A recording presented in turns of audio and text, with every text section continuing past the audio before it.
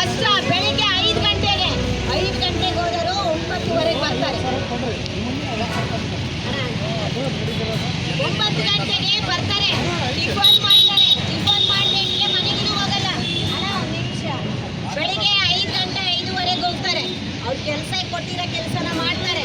ಮಾಡಿ ಬಂದಮೇಲೆ ಟಿಫನ್ ಮಾಡಿ ತಿರುಗಿ 10 ಗಂಟೆಗೆ ಹೋದರೆ 2 ಗಂಟೆಗೆ ಬರ್ತಾರೆ. ಮನೆ ಕೆಲಸ ಇಟ್ಕೊಂಡು 3:30 ಬರ್ತಾರೆ. ಇದೇ ರೀತಿ ಬದ್ಲಿ ಮಾಡ್ಕೊಂಡು ಬರ್ತಾ ಇದ್ದಾರೆ. ಅವ್ರಿಗೆ 5 ವರ್ಷದ ಎಕ್ಸ್ಪೀರಿಯನ್ಸ್. ಇರೋರಿಗೆ ಯಾಕೆ ಅವಕಾಶ ಕೊಡಲ್ಲ? ನಿಮ್ಮ ನಗರಸಭೆಗೆ ಯಾಕೆ ಇಷ್ಟೊಂದು ಅನ್ಯಾಯ ಆಗ್ತಿದೆ? ನಮಗೆ ನ್ಯಾಯ ಬೇಕಿದನ 5 ವರ್ಷಕ್ಕಾಗಿದ್ದೀವಿ. ಇನ್ಮೇಲೆ ನಾವು ಕಾಯಕ್ಕೆ ರೆಡಿ ಇಲ್ಲ.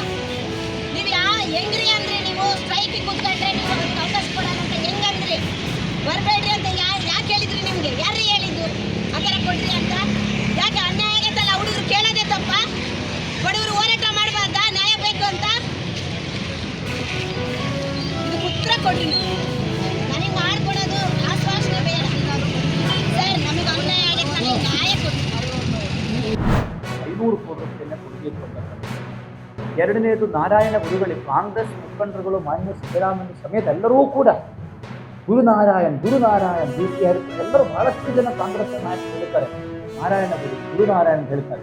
ಆದರೆ ನಾರಾಯಣ ಗುರುಗಳ ಪುತ್ಥಳಿಯನ್ನು ಬ್ಯಾಂಗ್ಳೂರಿನ ವಿಧಾನಸಭೆಯ ಎದುರುಗಡೆ ಒಳಗಡೆ ಬೇಡ, ಅದರ ಪಕ್ಕದಲ್ಲಿ ಎಲ್ಲಿಯಾದರೂ ಕೂಡ ಮಾಡಕ್ಕೆ ಇವತ್ತುವರೆಗೂ ಕೂಡ ಸಾಧ್ಯವಾಗಿದೆ. ಅದು ಮಾಡಬೇಕು. ಎರಡನೇದು ನಾರಾಯಣ ಗುರುಗಳ ಪುತ್ಥಳಿ. ಮತ್ತು ಎಸ್ ಟಿ ಮೀಸಲಾತಿ ನಮಗೆ ರೆಕಮೆಂಡ್ ಮಾಡಬೇಕು ಕೇಂದ್ರಕ್ಕೆ. ಈಗ ಕುಲಶಾಸ್ತ್ರ ಅಧ್ಯಯನ ನಡೀತಾಗಿದೆ. ಮತ್ತು ರಾಜ್ಯದ ಎಲ್ಲ ವಿಶ್ವವಿದ್ಯಾಲಯಗಳಲ್ಲಿಯೂ ಕೂಡ ನಾರಾಯಣ ಗುರುಗಳ ಅಧ್ಯಯನ ಪೀಠವನ್ನು ಮಾಡಬೇಕು. ಜೊತೆ ಶಿವಮೊಗ್ಗ ಮತ್ತು ಉತ್ತರ ಕನ್ನಡ ಜಿಲ್ಲೆ 2 ಜಿಲ್ಲೆಯಲ್ಲಿ, ಶಿವಮೊಗ್ಗ ಜಿಲ್ಲೆ ಮುಳುಗಡೆ ಸಂತ್ರಸ್ತರು, ಉತ್ತರ ಕನ್ನಡ ಜಿಲ್ಲೆಯಲ್ಲಿ ಅತಿಕ್ರಮಣ ಭೂಮಿ ಎಂಬುದು ಎರಡಲ್ಲಿ ಅನುಭವಿಸ್ತಾ ಇರುವ 99% ಬೀದಿಗರ ಸಮಸ್ಯೆ. ಅದರಿಂದ ಆ ಸಮಸ್ಯೆಯನ್ನು ಪರಿಹಾರ ಮಾಡಬೇಕು. ಅದರಿಂದ ಈ 5 ಬೇಡಿಕೆಗಳನ್ನು ಸರ್ಕಾರ ಏನಾದರೂ ಈಡೇರಿಸಿದರೆ, ಹಿಂದಿನ ಪಾದಯಾತ್ರೆಯಲ್ಲಿ ನಿಗಮ ಘೋಷಣೆ ಆಯಿತು ಮತ್ತು ಕುಲಶಾಸ್ತ್ರ ಅಧ್ಯಯನದ ಹಣ ಈ ಕಾಂಗ್ರೆಸ್ ಸರ್ಕಾರ ಬಂದ ಮೇಲೆ ನಮಗೆ 3 ಬಜೆಟ್ ಮಂಡನೆ ₹1 ಕೊಡಲಿ, ₹1 ಕೂಡ ಕೊಡಲಿ. ಆದ್ದರಿಂದ ಸರ್ಕಾರ ಹಿಡಿದ ಸಮುದಾಯಕ್ಕೆ ಮೇಲೆ ಕಣ್ಣು ಹಿಡಿಯಬೇಕಾಗುತ್ತೆ. ಇಲ್ಲವಾದರೆ ಇದು ಬಹಳ ದೊಡ್ಡ ವಿಕೋಪಕ್ಕೆ ಹೋರಾಟ ಹೋಗುತ್ತೆ ಅಂತ